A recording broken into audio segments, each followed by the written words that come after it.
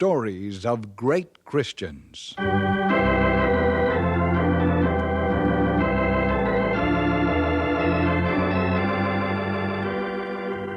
We greet our friends everywhere with Chapter 3 of The Monk of Wittenberg, the story of Martin Luther. This is another in the series, Stories of Great Christians, and is brought to you by the Moody Bible Institute in Chicago.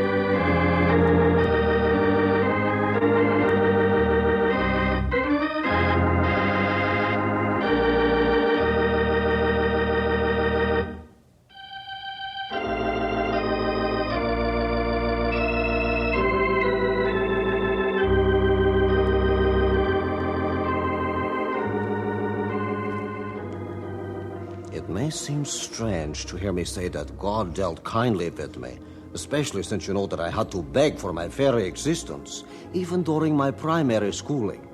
But he did. In Eisleben, he led me to the home of a very wonderful and prominent lady, whose father was the mayor. Her name was Frau Ursula Carter. She found me singing for my supper and opened her home and her heart to me. I remained with her for 3 years, studying in the local school. To be able to study and not have to beg to live. And I did study Latin, German, literature, and science. I even dabbled in the fine arts.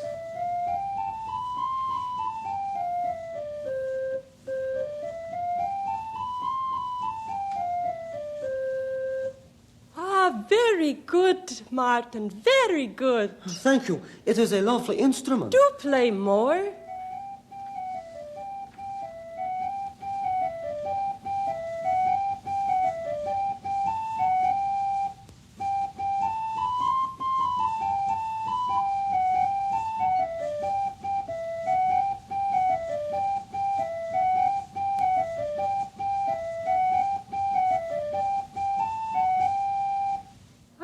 Very good, very good. I am also learning to play the lute, Frau Carter. Are you? Mine is such a difficult instrument. Not really. I find it easier than the flute. I suppose I like the lute even more because it is an accompaniment to singing. Yeah, you should always sing, Martin. That is how I first met you. You were singing in the streets, remember? How could I ever forget? You and your husband have been so kind to me. I do not know how I can ever repay you. You can repay us by being a good student. We expect great things from you, Martin. Excuse me, Frau Carter. I'll answer it. Father, what are you doing in Eisenach? I came to see you, my son. You are looking fine. Oh, you are looking very well also, Father. Thank you. Come in. Thank you. Hello there. How nice of you to visit us. Come in and make yourselves comfortable. Thank you, Frau Carter. And thank you, too, for being so kind to Martin. He has written many wonderful things about you and your husband. If you believe the things he has told you, you must also believe that it has been a very real pleasure to have him here. It is a great surprise to see you, Father. My son, I have great news for you. It must be important news to bring you all the way to Eisenach. Excuse me? No. You stay, please, Frau Carter. Now, for one thing, the business is progressing much better. I am showing a profit in both smelting furnaces, and we are living a lot more comfortably. Oh, that is good to hear. And then, your father is now a councilman at Mansfeld. You are a member of the city council? That is correct. Congratulations. Oh, they have Thank a you. good man, Father. Now, let's talk about you, Martin. I can now afford to send you to university. You will study law there. And following that, of course, you'll make a prosperous marriage. Marriage? Is that not quite a long way off, Herr Luther? Not so far that it can't be planned for, Frau Carter. And what else have you decided? The university? The University of Erfurt. Yes. He who would study rightly must go to Erfurt. You believe that old saying, too, I see. It is true. And Martin, he has not said a word. What do you think about it all? I really cannot say anything. I never thought I would go to the university. Well, you are going now, Martin. Your father has great plans, and I shall miss you.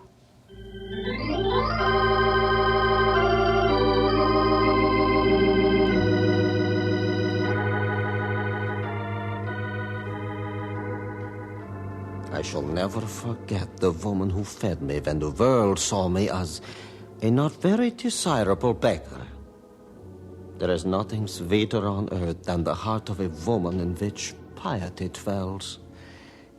Interesting how some people encourage thoughts like that. Well, begging days were over. My father now supported me through the university. I registered at the University of Erfurt the second semester, 1501. It was a stimulating atmosphere and brought me out an eagerness in me for knowledge that I did not know I possessed. I began every day with a prayer, the hours spent with the monks in Eisleben, and tried to keep the rules of the church. When not sitting in the classrooms, I was in the library. I wondered if I'd ever be able to read all those books. Psst, Martin. I'm studying. What is it? We're going outside. It's too stuffy in here.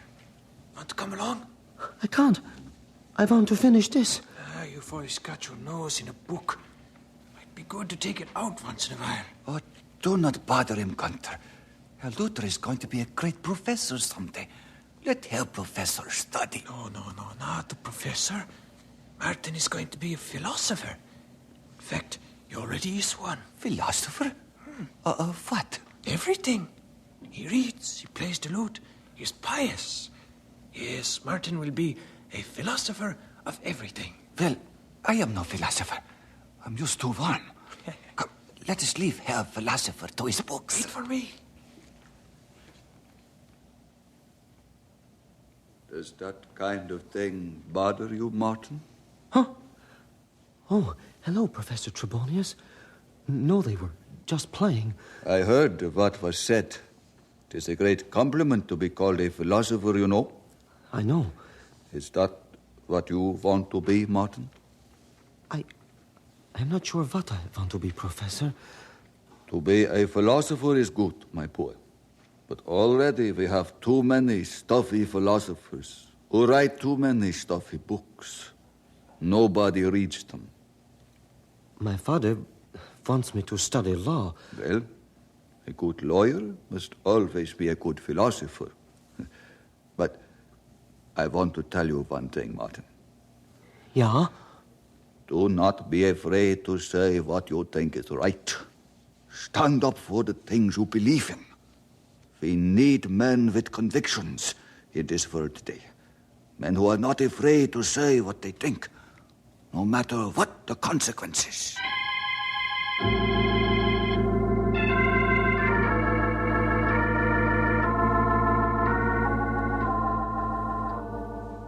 Words such as those are only trite and meaningless, unless, as in this case, they come from a man who lived by them.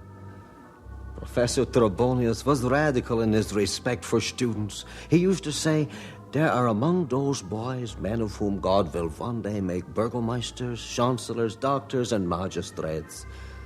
Although you do not see them with the badges of their dignity, it is right that you should treat them with respect. It was from a man such as this that you could take genuine inspiration. I received my bachelor's degree in 1502 in the summer and immediately began work toward my master's degree. Once more, life settled down to routine schoolwork. Well, Martin, I see you are well occupied. Oh, Professor, I did not see you there. Do you spend much time here in the library? As much as I can. There are so many books here. Books I've never even heard about. I like to come here and become more acquainted with them. Excellent. Excellent. Not only are many of these books strange to me, Professor, but also the names of the authors. I was just looking through this shelf of books when you came over. How old are you, Martin? 20 years old, sir. Why? I am trying to look ahead a few years and visualize what you will be when you have satisfied your thirst for knowledge. Oh, that will never be. There is too much to be learned in the world. That fact is true. What is that you are looking at, Martin? This book that was back in the corner. I've never seen it before. The Holy Bible in Latin. Have you never seen a Bible before?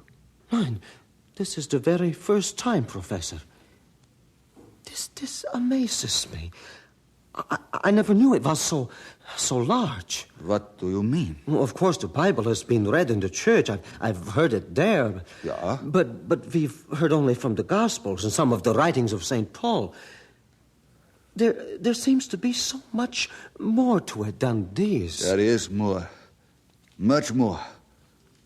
That is why there are schools of theology. It looks to be a most fascinating book. I must read it. Offhand, I would say it is probably the most profitable reading you can do.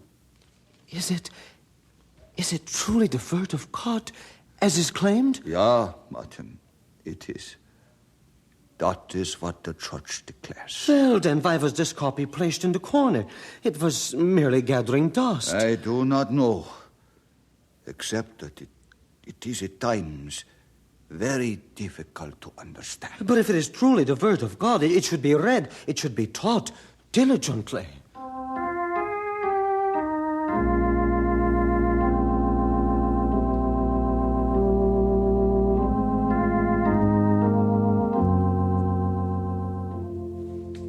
Finding the Bible was a great discovery, the greatest I'd ever made. I began to read it avidly. I remember the first portion I ever read from the Bible. It was the story of Hannah and young Samuel. It was a story that brought me much joy. I returned to the library often to read this book. It was the first real contact I'd experienced with the truth of God. Books were not allowed to be taken from the library, and I prayed that someday I might have a copy of the Bible to read for my own. Martin, wait for me. What is it, Alexis? What's wrong? I have terrible news. The plague has broken out here in town. Even some of the students have it. The plague? The Black Plague? Yeah, it is here. Oh, it does not seem possible. That is not all. 2 of the students are dead from it already. This is terrible. It has spread all over Europe, killing. The doctors are checking up on everybody. Martin, do you think we will get it? The plague had come, the dread Black Plague. I wasn't worried about getting it myself. All I could think about were the students who had died from it, boys with whom I had laughed, studied. They were dead. For the first time, my thoughts turned seriously to religion and to the Bible I'd begun to read. And it was then also that I began to ask myself, when will you be righteous? When will you do enough good in the world to obtain the favor of God?